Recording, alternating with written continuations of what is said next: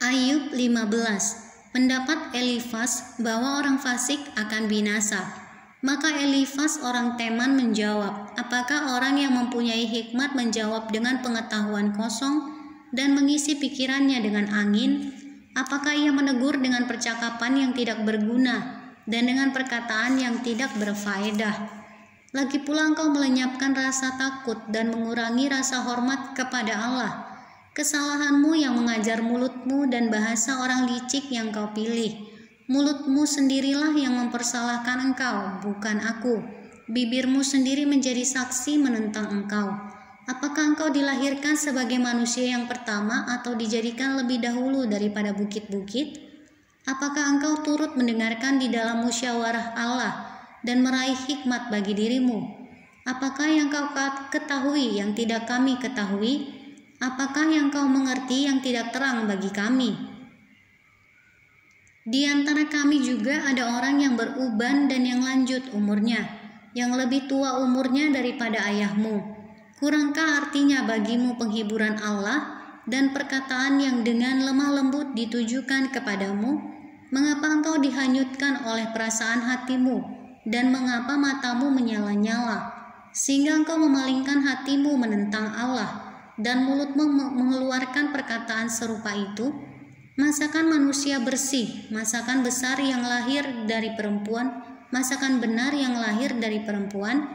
Sesungguhnya para sucinya tidak dipercayainya, seluruh langit pun tidak bersih pada pandangannya. Lebih-lebih lagi orang yang keji dan bejat, yang menghirup kecurangan seperti air. Aku hendak menerangkan sesuatu kepadamu. Dengarkanlah aku dan apa yang telah kulihat hendak kuceritakan, yakni apa yang diberitakan oleh orang yang mempunyai hikmat, yang nenek moyang mereka tidak sembunyikan. Ketika hanya kepada mereka negeri itu diberikan, dan tidak ada seorang asing pun masuk ke tengah-tengah mereka. Orang fasik menggeletar sepanjang hidupnya, demikian juga orang lalim selama tahun-tahun yang disediakan baginya. Bunyi yang dahsyat sampai ke telinganya. Pada masa damai ia didatangi perusak. Ia tidak percaya bahwa ia akan kembali dari kegelapan. Ia sudah ditentukan untuk dimakan pedang. Ia mengembara untuk mencari makan, entah kemana. Ia tahu bahwa hari kegelapan siap menantikan dia. Ia ditakutkan oleh kesesakan dan kesempitan yang menggagahinya laksana raja yang siap menyergap. Karena ia telah mengedangkan tangannya melawan Allah dan berani menantang yang maha kuasa. Dengan bersih tegang leher ia berlari-lari menghadapi dia. Dengan perisainya yang berlapis tebal, mukanya telah ditutupinya dengan lemak, dan lapisan lemak dikenakannya pada pinggangnya. Ia menetap di kota-kota yang telah hancur, di rumah-rumah yang tidak dapat didiami orang, yang ditentukan untuk tetap menjadi reruntuhan. Ia takkan menjadi kaya dan hartanya tidak kekal, serta miliknya pun tidak bertambah-tambah di bumi.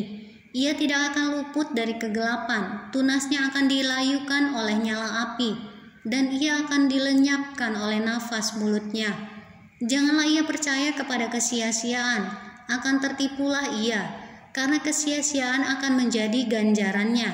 Sebelum genap masanya, ajalnya akan sampai, dan rantingnya pun tidak akan menghijau. Ia seperti pohon anggur yang gugur buahnya, dan seperti pohon zaitun yang jatuh bunganya. Karena kawanan orang-orang fasik tidak berhasil, dan api memakan habis kemah-kemah orang yang makan suap. Mereka menghamilkan bencana dan melahirkan kejahatan, dan tipu daya di kandung hati mereka.